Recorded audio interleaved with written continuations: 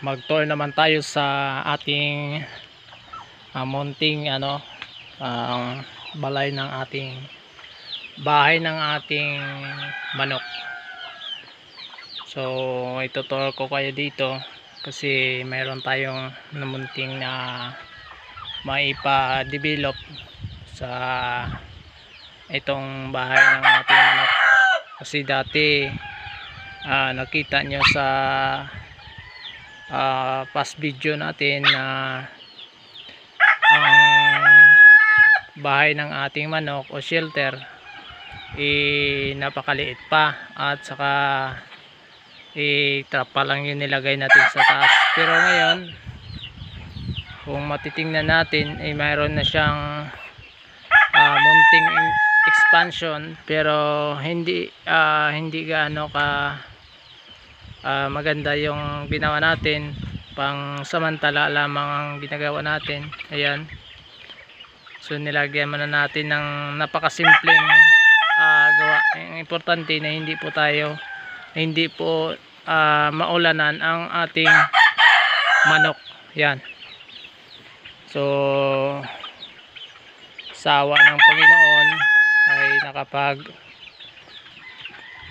expand tayo kahit papano. Unti-unti tayong makapag-expand. Ayan. Ayan, dati yan yung mga trapalo. Ayan. So ngayon ay nilagyan natin ng bagong ayan o. So pinalitan natin ng yero sa itaas. So ang ginawa ko ay lahat yan ay kawayan lang. Nilagay natin para lang makalagay tayo ng yero sa itaas. Dito titingnan natin sa kabila tayo.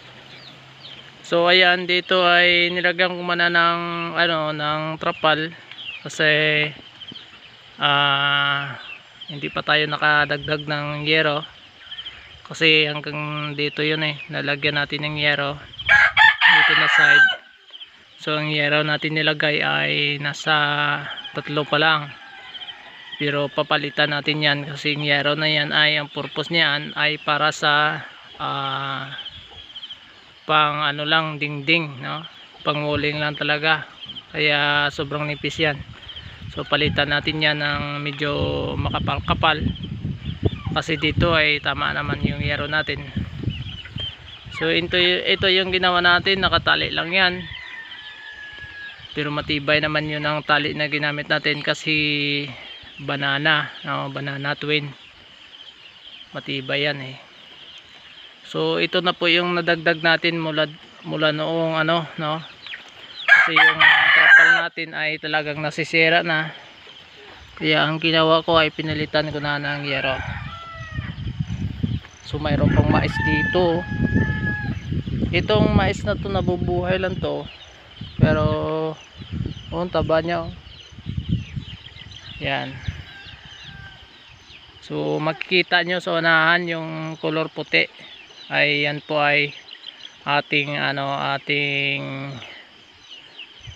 balon, ating kinukunan ng tubig. So yan po ay simentado pero hindi pa nakapinising. So balik tayo dito sa ating dami palang itin ng manok sa itaas doon dyan kasi yung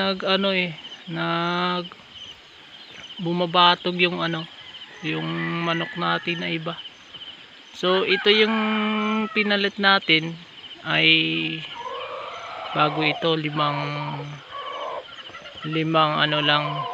piraso ng yero. Saka ginawa ko ay nilagyan ko na lang ng kawayan at tinali rito kasi kapag magpaako tayo ay hindi naman masyadong matibay ang pako kapag sa sa kawayan siya na so kailangan natin, para mas matibay, talian lang natin dito sa dulot. Pinakuan ko kasi dito lang pinakuan ko kasi may plano tayo, may balak tayo na papalitan natin ng good lumber sa susunod, or coconut lumber. So yan po ang ginawa natin, yun, no? Hindi pa nga natatapos, so extension niya papunta dito. Yan, tapos dito kulang pa ng isang piraso. Yan. So dito mataba na yung saging natin na dinaanan ng ng bagyo na Kristen. Dati ay kung hindi ko inalis yung mga dahon niya, sana ay napuputol na to, nababali na to, bumagsak na sa lupa. So magtutur muna tayo dito. Ayun ang ko, yung kapayas ko na tinanim, ayun, may bunga na yan. So itong tatlong puno to ay mataba, but dun sa dulo hindi masyadong so saging natin nakita dito mataba na, so ito ay hindi po na tuloy ang ating ito kasing side na to ay gagawin natin ng ng manukan, in the future kung mayroon na tayong panggastos. So mayroon ako dito ipapakita sa inyo sa ating manukan na gawa natin.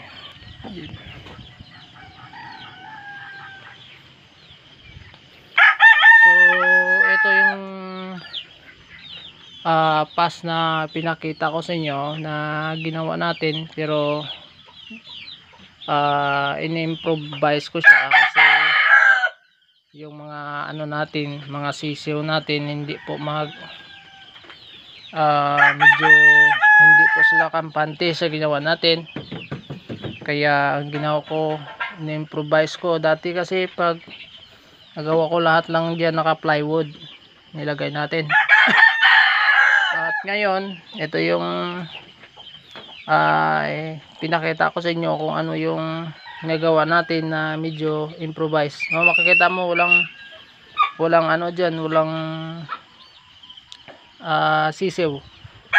So pinalitan na ng kwayan diyan para medyo may hangin na pumapasok, and then yung mga nila, yung mga dumi nila ay mahuhulog lang diyan. At dito siyempre nilagyan natin ng fresh rice hull, nilagay natin, o ipa nilagay natin dito. At ito ginawa ko, yun makita nyo, so may wiring yan, connection yan sa ilaw. Kaya ginawa natin to para yung init ng hindi masyadong ang hangin, diretso lang, hindi pa ganon. Kung walang ganyan ay talagang hangin talaga lahat, pero pag may ganyan medyo yung init niya ay magbubuo siya sa loob, so hindi masyadong mainitan yung mga sisiw na nandyan sa loob.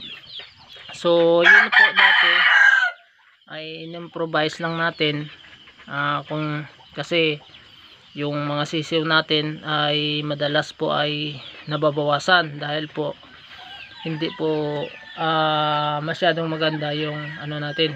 So ngayon bagong observation natin sa ating ginawa, ayan, ginawa ko at pinahangir ko na din dito. At saka ito, kung maglinis ka, removable lang itong yan, yan. So removable lang yan kung maglinis ka sa yung ipa na yan, i-remove mo yan, i-remove lang to yan, tapos walisin mo yan. Yan. So yun pong ginawa natin. So kulang pa yung ilaw, dapat 3 ang ilalagay natin. So hindi pa tayo nakapagbili, 2 lang muna. So ang isa ay naka-steady yan pag tuwing araw. Paggabi naman, kasi medyo malamig paggabi sa araw, ginawa natin doble po siya, ang ilaw. Pinailaw kong 2 paggabi para makapag mas malakas ang ilaw at makapag-produce siya ng init, para hindi masyadong mamalamigan yung sisiw natin. So hindi pa ito natapos At mayroon pa tayong medyo gawin dito. Lagyan natin na kasi wala pong yung bisagra, no? At i-double natin to ang kanyang yung pintuan, naka-screen ang isa, tapos lain nyo iba yung nakalock. Ayan po, yung sarado talaga, para sa ganon ay pag tuwing gabi ay nakasira siya talaga. Pag araw na naman naka-screen siya ang dito. At dito hindi pa yan natatapos. Makikita nyo hindi pa yan natatapos. So tatapusin pa natin yan. So ang gagawin ko dito ay ibobolt ko ang iba na kasi ang gawa natin naka-bolt yan okay, para hirap kasi kapag pako. Kasi pag alisin mo, hirap ka kapag pako. So naka-bolt yan sa loob. So ayan na, ay nakagawa na tayong bagong So diyan natin maobserbahan kung maganda ang maging resulta. Nakatago lang yung mga sisiw sa loob. Yan, doon sila sa okay.